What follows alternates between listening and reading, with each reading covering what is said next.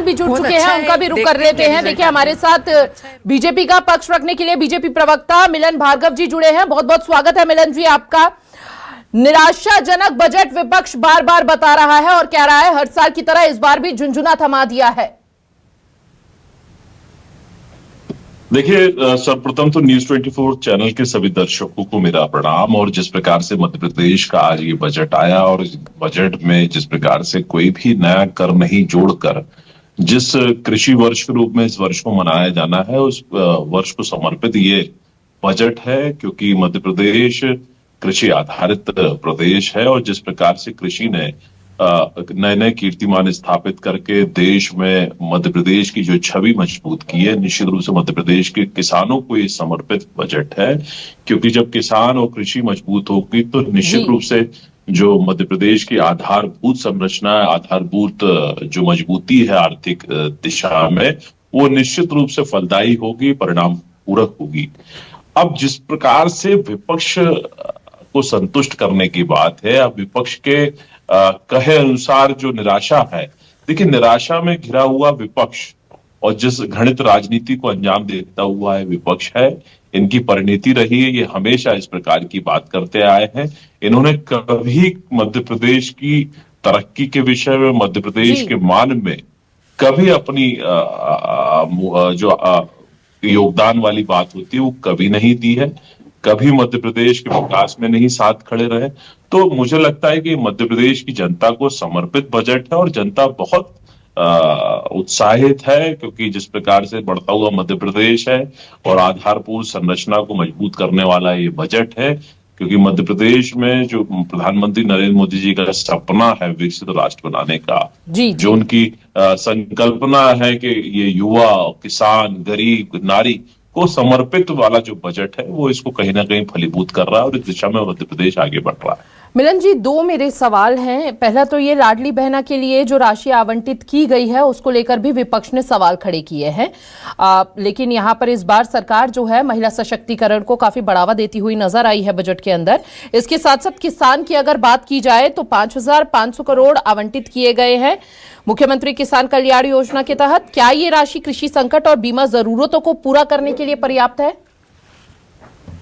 देखिए, निश्चित रूप से ये प्रावधान है। अब प्रावधान में आवश्यकता अनुसार इसको बढ़ोतरी आगे भी की जा सकती है। ऐसा नहीं है कि प्रावधान संपूर्णता की दिशा में काम करेंगे। देखिए, रही बात लाडली बहना जैसी योजनाओं पर प्रश्न चिन्ह खड़े करने की, विपक्ष हमेशा से योजना को लेके भ्रांति फैलाता आया। आपने देखा होगा 2023 के चुनाव से लेके अब तक लगातार इसे टीका टिप्पणी करता है, लेकिन योजना लगातार चल रही है। जब योजना शुरू हुई थी तब से लेकर अब तक 1,500 रुपए प्रति माह हम लाडली बहनाओं को दे रहे हैं।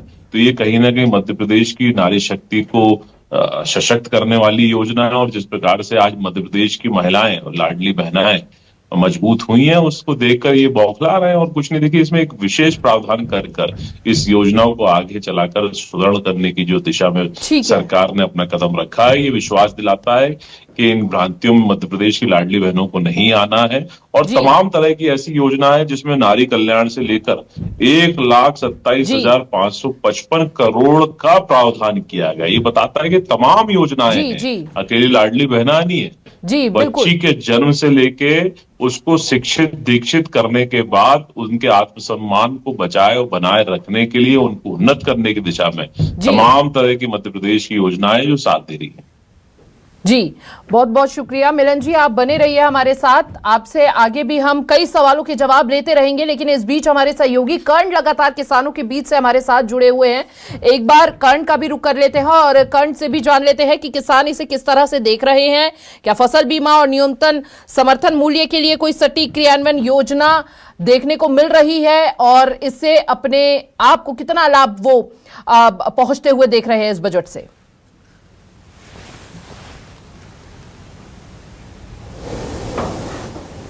15,000 करोड़ का प्रावधान और उस प्रावधान के बाद किसानों के चेहरों पर जो है वो खुशी साफ नजर आ रही है। जिस तरह से प्रावधान किए गए हैं, इसमें हर चीज का जो किसान को सीधे तौर पर ताल्लुकात रखती है उसका ध्यान रखा गया। क्या मानते हैं कि इस बजट को कैसे देख रहे हैं आप? ये बजट किसानों के लिए एक बहुत बड़ा सौगात है और किसानों की जो प्रगति है, किसानों की प्रगति होगी तो देश की प्रगति होगी, फसल अच्छी होगी तो स्वाभाविक है कि हमारे देश को बहुत अच्छा लाभ होगा। तो हर तरीके से किसान को पूरे रूप से खुश करने की कोशिश की गई है। सिंचाई परियोजना के लिए 14,000 करोड़ से ज्यादा का प्रावधान किया गया है, तो ऐसी स्थिति में क्या मानते हैं, क्योंकि सिंचाई रीढ़ की हड्डी मानी जाती है किसान के लिए? जी बिल्कुल, किसानों के लिए सिंचाई रीढ़ की हड्डी है। सिंचाई से किसान जुड़ा हुआ होता है। आज जो नहरें नदी जोड़ो अभियान जो मुख्यमंत्री जी की उसमें चल रहा है, सानिध्य में नहर का जो प्रावधान चल रहा है, डैमों का चल रहा है, तो ये बहुत ही अच्छी खुशी की लहर है कि किसानों के लिए सिंचाई में जो प्रावधान किया गया है, इससे किसान खुशहाल होगा, हरी भरी फसल होंगी तो किसान भी हरा भरा होगा। किसान हरा भरा होगा, और जब हरा भरा होगा तो अच्छा उत्पादन होगा, लेकिन उस उत्पादन को बाजार तक पहुंचाने के लिए मजरा टोला तक की सड़कों को जो है वो मजबूती देने की प्रावधान किया गया है। 21,000 करोड़ से ज्यादा का प्रावधान किया गया है कि मजरा टोला की जो सड़कें हैं वो बेहतर हो सके और शहर से कनेक्टिविटी कर सके। कितनी महत्वपूर्ण होती है सड़क भी किसानों के लिए? देखिए, सड़कें तो महत्वपूर्ण होती हैं। ग्रामीण क्षेत्र में अक्सर कर विकास हुआ है तो सड़कों से ही हुआ है जी। किसानों के लिए। आज किसान जो खेती कर रहे हैं वो खेती एक ऐसी खेती कर रहे हैं कि जो रोड़ों से आज कई उत्पादन हो रहे हैं, जैसे प्याज कर रहे हैं किसान, शिकरकंदी कर रहे हैं, जो मुख्य खेती थी उसको छोड़ के वो खेती कर रहे हैं, उससे कई उत्पादन हुआ किसानों को। वो क्षेत्र में किसानों को काफी फायदा हुआ है। क्या कहेंगे बजट के लिए मुख्यमंत्री जी के लिए? मुख्यमंत्री जी के लिए पूरे किसानों में खुशी की लहर है, बहुत फायदा है किसानों के लिए। जो किसानों के हित में पूरा बजट जो आया है, हम उनकी पूरे किसान समुदाय और पूरा क्षेत्र की ओर से बहुत बहुत धन्यवाद देते हैं मुख्यमंत्री जी के लिए। देखिए, ये किसानों की ओर से जो है वो धन्यवाद जो है ज्ञापित किया जा रहा है मुख्यमंत्री के लिए, क्योंकि ग्वालियर में आज प्रदेश स्तरीय किसान सम्मेलन का आयोजन हो रहा है। चूंकि ये वर्ष कृषि कल्याण वर्ष के लिए घोषित किया गया है और यही वजह है कि पहला प्रदेश स्तरीय कार्यक्रम ग्वालियर में हो रहा है। और इस बीच को लेकर जो खुशी जो है साफ जी कर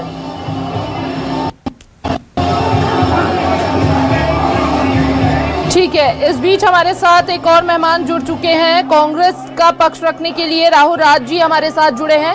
बहुत बहुत स्वागत है राहुल राज जी। राहुल जी, आप लगातार हंगामा कर रहे हैं, बजट को लेकर कई तरह के सवाल खड़े कर रहे हैं। हेल्थ सेक्टर में बजट को बढ़ाया गया है, 22 से 23 किया गया, नगरीय विकास में, सिंहस्थ में, हर क्षेत्र में बजट को बढ़ाया गया है। फिर ये झुंझुना कैसे है, फिर ये आप कैसे कह सकते हैं कि निराशाजनक बजट है?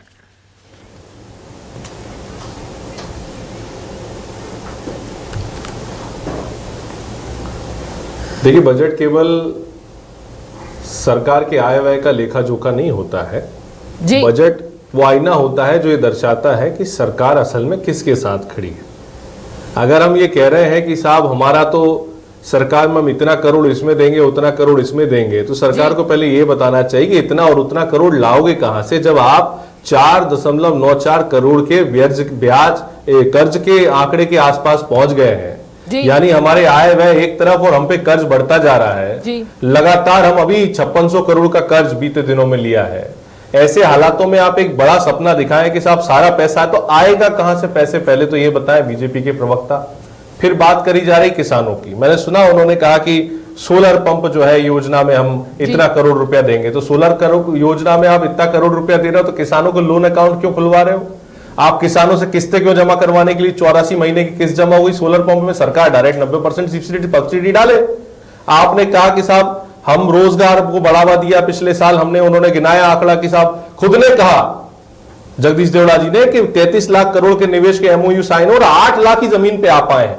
तो भैया 2 साल में जब आपका 3 से 6% ही निवेश जमीन पे दिख रहा है, तो बाकी निवेश जमीन पे कब आएगा और कब मिलेगा बच्चों को रोजगार? आपने कहा था 26 लाख युवाओं को रोजगार देंगे। अभी कल ही विधानसभा में आपने आंकड़ा प्रस्तुत किया कि 25 लाख से ज्यादा बेरोजगार मध्य प्रदेश में है। सीएम खुद एक प्राइवेट पॉडकास्ट में कहते हैं कि 1 करोड़ से ठीक है राहुल राज जी, आपके पास वापस आएंगे। अर्थशास्त्री गोकुल पटवा जी भी हमारे साथ जुड़े हुए हैं, उनका भी रुख कर लेते हैं।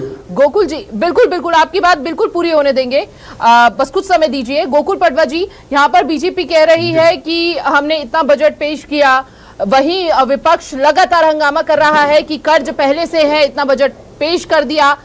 आप अर्थशास्त्री के नजरिए से इसे किस तरह से देख रहे हैं?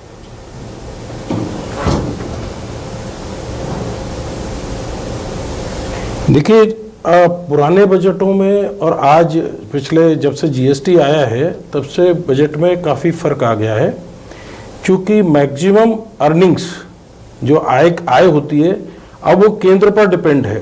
पहले ज़माना था कि बजट का जो मुख्य भाग होता था कि कितना टैक्स लगाया गया, किस पे रेट बढ़ाई गई, कॉमर्शियल टैक्स की, एक्साइज की या और चीज़ों की जी। तो आज जो बजट का मुख्य भाग होता है जिस पे सबसे ज्यादा डिस्कस हुआ करता था वो नील है, क्योंकि ना कोई नया टैक्स लगाया, ना कोई नया टैक्स घटाया, ना कोई इनको पावर है, इनडायरेक्ट टैक्स का कोई पावर नहीं है। रही बात यह कि बजट का जो एक बड़ा भाग है वो अब केंद्र से मिलता है। अब बजट में केवल एक चीज पर डिस्कस हम करते हैं कि जो पैसा हमारे पास आ रहा है वो लगभग वो भी फिक्स है, उसमें कहीं कोई डिफरेंस नहीं आता है। उसको कैसे खर्च किया जाए, उसको इम्प्लीमेंट कैसे किया जाए। तो देखिए, बजट एक होता है, आय व्यय उसके दो भाग हैं। उसको तीन बातें हम कर सकते हैं कि एक फिक्स खर्चे हैं जो सैलरी या अन्य चीजों पर जाती है, एक डेवलपमेंट पे होता है, और एक चुनावी या कह सकते हैं पार्टी की मजबूरी जो इनका एजेंडा होता है उस पर खर्च करने का होता है। अब उसको आप कैसे भी खर्च करते चले जाएं, ये अब अलग विचार है। आज के बजट में हम देख रहे हैं कि लगभग हर पक्ष को खुश करने की कोशिश की है जी। कितनी की है, वो कितना सक्सेस होगा ये तो पब्लिक बताएगी, पब्लिक के समझ में आएगा कि उन्हें वो बजट पसंद आया या नहीं आया। पक्ष तो हमेशा ये कहेगा कि उन्होंने सबसे अच्छा काम किया है, विपक्ष कहेगा कि नहीं साहब वो तो पसंद ही नहीं है हमें। बिल्कुल हो भी रहा है ये, बिल्कुल बिल्कुल। गोकुल जी, आपके पास लौटेंगे, लेकिन मिलन जी से बहुत कम शब्दों में हम आपसे जवाब लेना चाहेंगे। मिलन जी, लगातार कर्जे को लेकर विपक्ष हंगामा करता हुआ नजर आ रहा है। बजट सत्र से पहले भी जमकर विवाद किया और एक बार फिर से बजट पास हो गया, बजट पेश हो गया, उसके बाद भी विवाद कर रहा है। क्या कहना चाहेंगे? जो इतना कर्ज है, बार बार विपक्ष कह रहा है पहले वो चुका लीजिए, उसके बाद इस बजट को सामने रखते हैं, हाथी के दांत दिखाने के कुछ और, खाने के कुछ और है। देखिए, यदि कर्ज को हाथी के दांत कहकर ये मध्य प्रदेश का अपमान करना चाह रहे हैं और अपमान करके जिस प्रकार की स्थितियां भ्रांति वाली फैलाकर फिर ये इस प्रकार की टिप्पणी कर रहे हैं, तो मैं इनको ध्यान दिला दूं कि हाथी के दांत क्या होते हैं। तेलंगाना में आपकी सरकार है, 6,71,000 करोड़ का कर्ज है। कर्नाटक में आपकी सरकार है, 5.5 लाख करोड़ का कर्ज है। हिमाचल में आपकी सरकार है, 75,000 करोड़ का कर्ज है। और तो और इनके राज्यों में जो कर्ज लेकर घी पी रहे हैं और तिजोरी भरने का काम कर रहे हैं, तमाम रिपोर्ट्स बताती है कैसे ये सैलरी देने के लिए भी कर्ज ले रहे हैं। और हमारे यहाँ देखिए, कर्ज जो लिया जा रहा है वो एक तय पैमाने के अंतर्गत लिया जा रहा है। और किस लिए लिया जा रहा है? अधोसंरचना, इंफ्रास्ट्रक्चर योजनाओं को फलीभूत करने के लिए, ताकि मध्य प्रदेश की तरक्की हो, ना कि सैलरी जैसी मूलभूत आवश्यकताओं के लिए लिया जा रहा है। हमारी जो सुदृढ़ आर्थिक व्यवस्था है वो दिन प्रतिदिन मजबूत हो रही है, और जो तय पैमाने हैं मध्य प्रदेश के आर्थिक स्थिति को देखते हैं, क्योंकि कर्ज उनको ही मिलता है, क्योंकि जब बैंक हमको कम ब्याज प्रतिशत पे कर्ज देता है तो हम उसको लेते हैं और ब्याज भी समय समय पे चुकाते हैं। और कोई भी एक राज्य ऐसा नहीं है, एक राज्य सिंगल में आपको बता रहा हूं, कोई भी ऐसा देश, कोई भी राज्य, कोई भी जिला जहां कर्ज नहीं लेते। सिस्टम है, सरकारें चलती हैं, जनता पर बोझ भार ना आए, इसलिए कर्ज लेकर व्यवस्थाओं को चलाया जाए। ठीक है, राहुल जी से जवाब लेते हैं इस बात का। राहुल जी, सुन लिया आपने, अपने काउंटर में जो सवाल किए थे उसका जवाब है ये जो मिलन जी दे रहे थे। इसके साथ साथ जीडीपी जब बढ़ेगी तो कर्ज अपने आप घटता चला जाता है।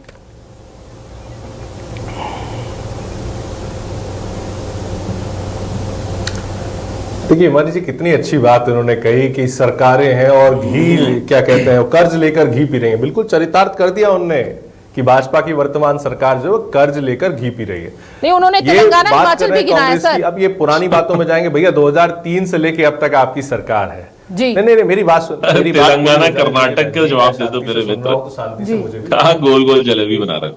2003 से लेकर, अरे मिलिंद भार्गव जी सारे जवाब मिल जाएंगे। मेरे सवाल के जवाब आपने दिए क्या? मैंने पूछा 32 लाख करोड़ के निवेश का वादा था, जमीन पे क्यों नहीं उतरा? मैंने पूछा 26 लाख रोजगार का वादा था, जमीन पे क्यों नहीं उतरा? मैंने पूछा 1 लाख सरकारी नौकरी का वादा दिसंबर 2025 तक था, वो क्यों नहीं दिया? मुस्कुराने से काम नहीं चलता है। अपने दामन में लगे हुए दागों को छुपाने के लिए दूसरों पे आक्षेप मत लगाओ। सवाल का जवाब ये दो कि 20,000 करोड़ का कर्ज था मध्य प्रदेश पे 2003 में। आज हम 2026 में बैठे 4,94,000 करोड़ का कर्ज हो गया। जितना कर्ज कांग्रेस सरकार छोड़ के गई उतना तो आपको ब्याज देना पड़ रहा है। और कितने वित्तीय सलाहकारों से आप पूछ लीजिए अपनी सरकार में, अगर किसी संस्था की स्थिति यह हो जाए कि उसे ब्याज चुकाने के लिए भी कर्ज लेना पड़े तो वो दिवालियापन की तरफ घोषित हो जाती है। आप मध्य प्रदेश के माथे पे कर्ज डाल रहे हो। सीधा सीधा सवाल आपसे पूछा, 60,000 करोड़ रुपया केंद्र सरकार से लेना बकाया है हिमानी जी मध्य प्रदेश सरकार का, वो क्यों नहीं दे रहे हो आप? वो क्यों नहीं दे रहे हो आप? आपकी डबल इंजन की सरकार में हमारे ही 60,000 करोड़ रुपया फंसा हुआ केंद्र सरकार के पास। मोदी जी क्यों नहीं दे रहे हैं मध्य प्रदेश का 60,000 करोड़ रुपया? इसका जवाब कौन देगा? आपने कहा आर्थिक सर्वेक्षण कल मध्य प्रदेश का जमीन पे आपने पटल पे रखा विधानसभा में। मिलिंद भार्गव जी ये बताएं कि जो दलहन का उत्पादन है वो 7,296 से घट के 5,698 कैसे रह गया? मिलिंद भार्गव जी ये बताएं कि कुपोषण में मध्य प्रदेश लगातार अव्वल में है, वो 26% की दर घट के 24% कैसे हो गई जिनको लाभ मिलना चाहिए? 8 रुपये आप दे रहे हो कुपोषण के लिए। ये सब बातों कौन जवाब देगा? अब आते किसान पे, क्योंकि आपके ना कृषि वर्ष है। हमारी जो खेत सड़क योजना का पैसा मंडी बोर्ड के पैसे से आता था, उसी मंडी बोर्ड को आपने कर्जदार बना दिया भावांतर योजना के लिए। मंडी बोर्ड का आप बिल्कुल तेल निकाले जा रहे हो और किसान के लिए उसकी लागत कम करने के लिए आपने कौन सी योजना दी? जरा बताइए इस पूरे उसमें कि हमारा जो ट्रैक्टर पे जीएसटी लगाया आपने केंद्र सरकार से बात करके राज्य में कोई राहत देने की बात करी? हमारे जो खादों पर जीएसटी लगाया उसके लिए आपने कोई बात करी? जितने लोहा लंगड़ दुखी पंजर फावला लगते हैं, हमारी लागत बढ़ रही है। हमारी आर्थिक स्थिति को मजबूत करने के लिए किसानों की एमएसपी गारंटी कानून की बात करते हैं, आपने बात करी। मंडी अधिनियम में पहले से एक कानून है हिमानी जी कि पहली बोली समर्थन मूल्य से लगनी चाहिए, ये उसे अनुपालन नहीं कर रहे। बजट एलोकेशन में केवल ये कह देने से कि इतना बजट मिलेगा। पिछला बजट जमीन पे कितना उतरा? शिवराज सिंह जी के कार्यकाल से लेके आज तक जितनी भी इन्वेस्टर समिट हुई वो लगे कहां? इंफ्रास्ट्रक्चर में बदलाव मिलिंद भार्गव जी ये बताएं कि भोपाल का आईटी पार्क आज भी सूना क्यों है? मिलिंद भार्गव जी ये बताएं कि इंदौर का आईटी पार्क सूना क्यों? ये विपक्ष पूछ रहा है। ठीक है, बदलाव भी उतना देखने को मिला है ना? जी बदलाव देखने को मिला, लेकिन विपक्ष के नाते सीधा सवाल है कि आपके आय और व्यय में क्या अंतर है? ठीक है, गोकुल जी का रुक कर लेते हैं। गोकुल जी, वैसे तो इस बजट में सभी सेक्टर्स को साधने का प्रयास किया गया है और सभी के लिए ये बड़ी खुशखबरी की बात है क्योंकि बजट भी बढ़ता हुआ नजर आया सभी क्षेत्रों में देखा जाए तो, लेकिन ये कितना लाभदायी और सफलदायी साबित होने वाला है?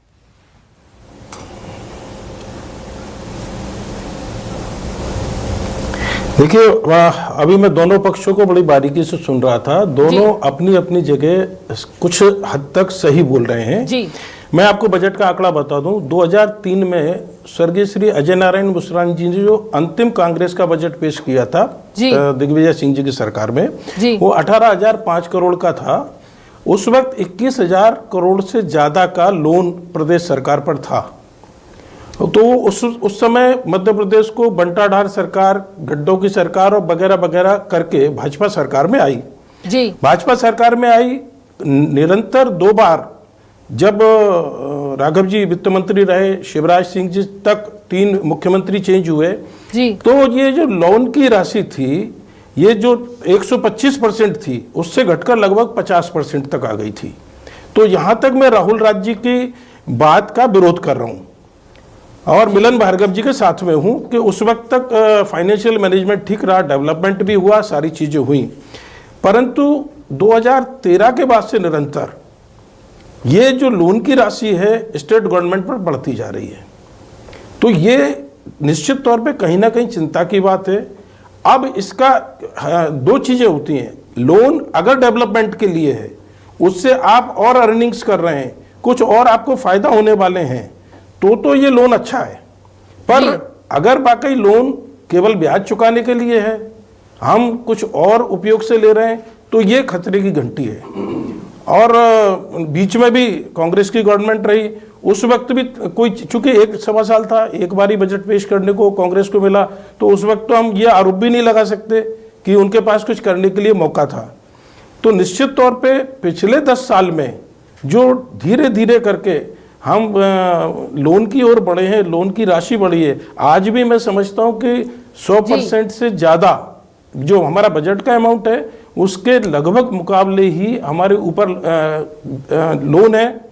अब इसमें भी एक और फ़र्क है, चूँकि मैं फाइनेंस से बड़ा नज़दीकी से रहा हूँ और सरकार के नज़दीक भी रहा हूँ, तो लोन के में इंटरेस्ट रेट भी बड़े मायने रखती है। दिग्विजय सिंह जी के ज़माने में जो लोन पर इंटरेस्ट रेट थी वो बहुत ज़्यादा थी, उसको धीरे धीरे करके कम इंटरेस्ट वाला लोन डाइवर्ट करते गए, उसको रिप्लेस करते गए, और रिप्लेस करने के कारण जो इंटरेस्ट का अमाउंट था वो धीरे धीरे कम होता गया। अब मुझे नहीं मालूम आज किस इंटरेस्ट रेट पर कहाँ से कैसे प्राइवेट में गवर्नमेंट से कहाँ से लोन लिया गया है, मुझे इसका आइडिया आज की तारीख में नहीं है।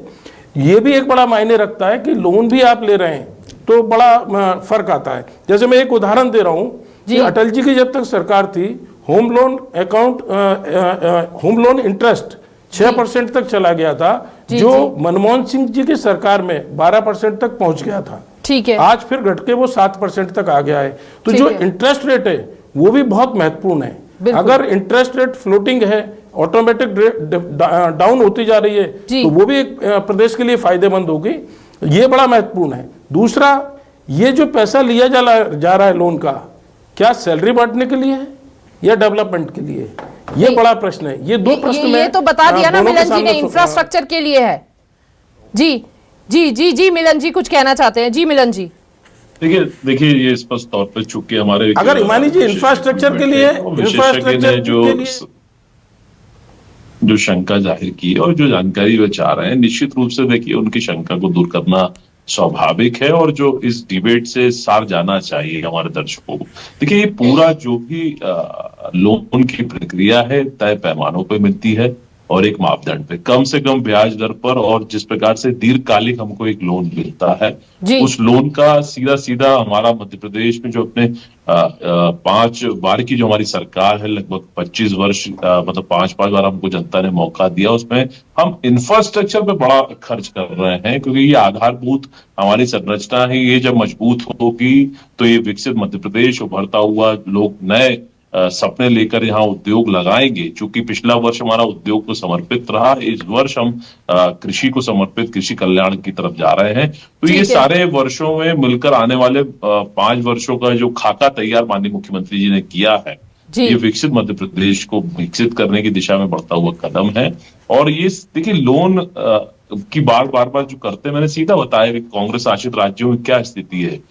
तेलंगाना जैसा राज्य जो 6,71,000 करोड़ का कर्ज ले चुका है, 5.5 लाख करोड़ का कर्ज कर्नाटक में। तो ये बताए ना वहां की उपलब्धियां बताए, और कर्ज लिया तो क्या लिया। हिमाचल में सब बात अभी फिलहाल मध्य प्रदेश की सैलरी और पेंशन तक रोक दी गई थी, किस प्रकार से वहां कर्ज लेकर सैलरी बांटी गई। तो मतलब ये वित्तीय प्रबंधन का कुप्रबंधन था कि वे नहीं कर पाए। लेकिन मध्य प्रदेश में आपने देखा होगा 2003 से लेके अब तक उन 15 माह को हटा दिया जाए तो अब तक जो स्थिति है, कभी ऐसी वित्तीय कुप्रबंधन की स्थिति नहीं आई। हमारे बेहतर से बेहतर हमारे अच्छे जनप्रतिनिधि हमको वित्त मंत्री के रूप में मिले, चाहे कोई भी रहा हो इन वर्षों में। ठीक है, राहुल जी से, राहुल जी बजट पेश किया, ये मध्य प्रदेश को बढ़ाने वाला है, वो मध्य प्रदेश की जनता को सौगात देने वाला है। ठीक है राहुल जी, सुना आपने, मिलन जी कह रहे हैं अभी तक जैसे कि जिस राज्य में आपकी सरकार है वहां पर क्या क्या परेशानी हुई है, आप पहले उनकी उपलब्धियां भी गिना दीजिए एक बार। हालांकि फिलहाल आज बात सिर्फ मध्य प्रदेश की होगी यहाँ पर, लेकिन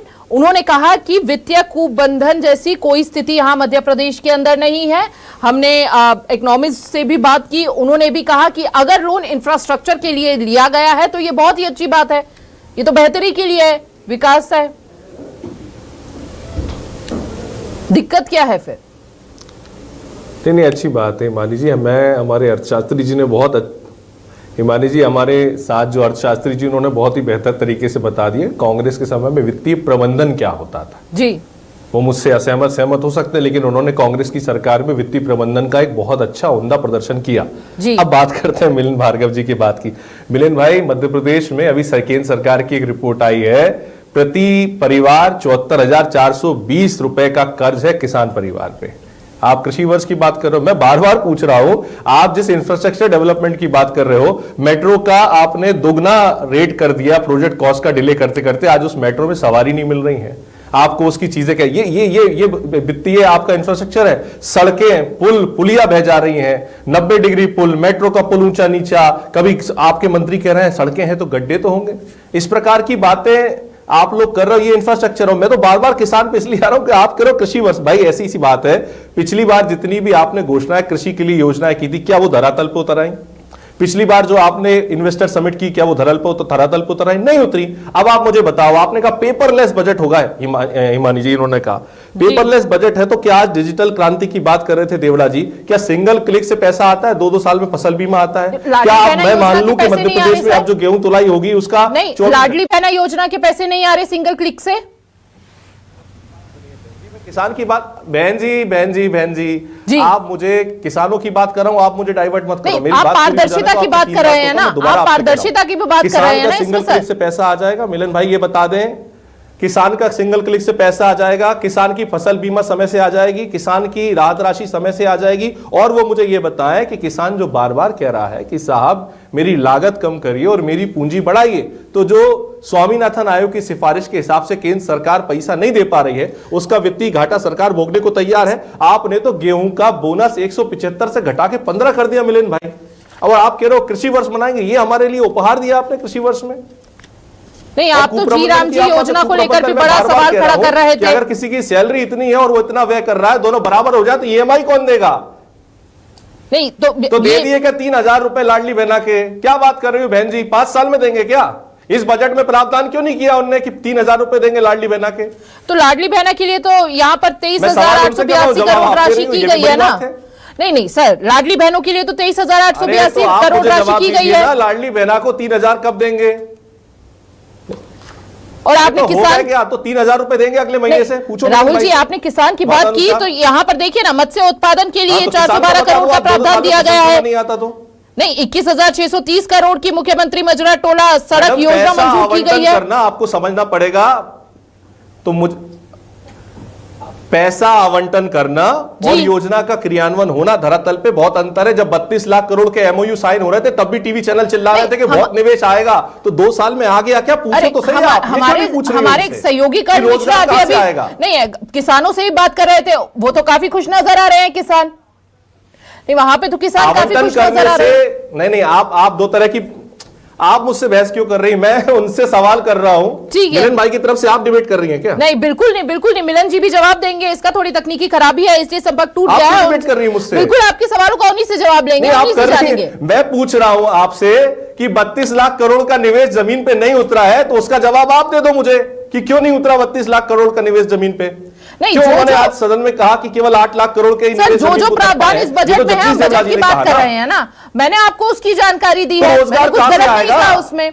ठीक है, मिलन जी हमारे साथ जुड़ चुके हैं। कर्ज चुकाने के लिए, सवालों का जवाब देने के लिए राहुल जी आप शांत होंगे तब तो मिलन जी की बात सुन पाएंगे। पैसा तो राहुल जी आप शांत होंगे तब तो मिलन जी की बात सुनेंगे। मिलन जी हमारे साथ जुड़ चुके हैं, बड़े खफा नजर आ रहे हैं राहुल जी, और कई बड़े सवाल उन्होंने खड़े कर दिए हैं। सबसे पहले तो जो पैसे आवंटित करने हैं किसानों को, वो पारदर्शिता को लेकर उन्होंने सबसे बड़ा सवाल किया है। मिलन जी कैसे जवाब देंगे, क्या काउंटर? देखिए, इनकी दुकान बंद हो चुकी है, इसलिए इस प्रकार का बौखलाना है। देखिए, चीखने चिल्लाने से ना जनता आकर्षित होगी, झूठे प्रलाप करके बिना प्रमाण के, बिना तर्कों के बात करेंगे, तो इसी प्रकार कांग्रेस की स्थिति होगी जो होती हमको दिखाई दे रही है।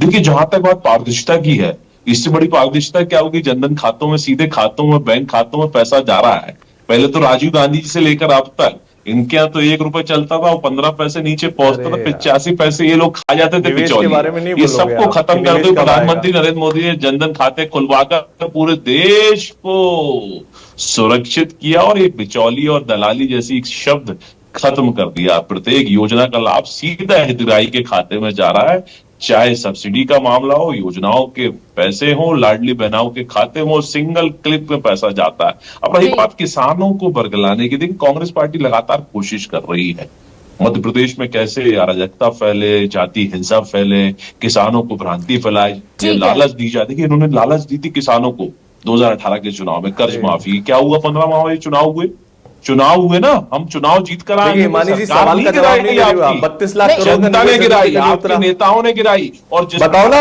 मिलिंद भाई, निवेश क्यों नहीं उतरा जमीन पे? देखिए कमलनाथ जी के नेतृत्व में अरे निवेश क्यों नहीं उतरा जमीन पे? धैर्य रखिए थोड़ा, भरोसा नहीं है क्या मोहन यादव पे, उद्योगपतियों को? समझदार युवा नेता है, आप थोड़ा सभ्यता तो धैर्य क्या, आप जवाब ही नहीं दे रहे हो। धैर्यपूर्वक सुनिए, आप जवाब नहीं दे रहे हो मिलिंद भाई। आप कांग्रेस की कमियां मत गिनाइए। आप 25 वर्षों की सरकार पूरी हो जाएगी आपकी 2028 में। मुकेश नायक जी ने यही सिखाया है क्या आपको कि डिबेट में चिल्लाइए, चीखिए? नहीं, आप चिल्ला चोट करते हो, आप जवाब नहीं देते हो।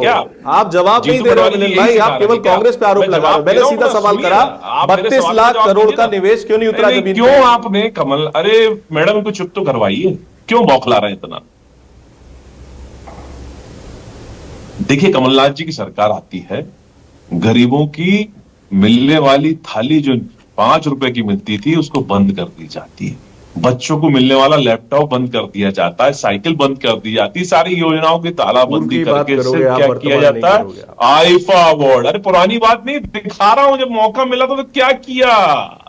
वो उनकी सुई एक जगह पे अटकी है, वो 32 करोड़ के निवेश का सवाल पूछ रहे हैं, आप उसका जवाब दे दीजिए, वो शांत हो जाएंगे। नहीं 32, वो शांत हो जाएंगे वहां। मैं वर्तमान का सवाल पूछ रहा हूं तो आप पूर्व में जा रहे हो। ट्रेनिंग ही ऐसी हुई है, ये अराजकता के प्रतीक हैं, और जिस अराजकता की भाषा बोलते हैं इनका कभी तालाबंदी नहीं होगी, ना ही संतुष्ट। ये ट्रेनिंग की बात मत करो मिलिंद भाई, मैं सभ्यता से आपसे पूछ रहा हूँ, बार बार हमारे नेताओं का नाम ले रहे हो। मैं इसलिए आपको क्या है, डिबेट के आंकड़े पता नहीं होते, भाजपा ने आपको इसलिए यहाँ बैठा है ताकि आप बार बार वाल घुमा दो। अरे मैं तो बहुत समय से बैठ रहा हूँ, आप नए नवेले आए हो इसलिए चीखना चिल्लाना सीख रहे हो, वर्षों हो गए। आपके तमाम सीनियर से पूछ लीजिए मेरी डिबेट कैसी है। अरे आप कौन नया कौन पुराना, जवाब दो भाई। विश्वास नहीं करता हूँ राहुल भाई, ठीक है, आपकी आदत है, आप हर डिबेट को ऐसे ही खराब करते हैं क्योंकि तथ्य प्रमाण आपके पास नहीं है। रही बात देखिए 32 लाख करोड़ की निवेश की आने की, ठीक है, दोनों मेहमानों को मैं रोकना चाहूंगी। निवेश आ रहा, सभी मेहमानों का बहुत बहुत शुक्रिया, समय की कमी है और बजट पर हमारी खास पेशकश देख रहे थे आप, और सभी की अपनी अपनी अलग अलग प्रतिक्रियाएं सामने आ रही है। जहां पर इसे महा बजट बता रही है सत्ता पक्ष, तो वही विपक्ष कई तरह के सवाल खड़े कर रहा है। फिलहाल हमारी खास पेशकश में बस इतना ही। तमाम बड़ी खबरों के लिए बने रहिए न्यूज़ 24 मध्य प्रदेश छत्तीसगढ़ के साथ।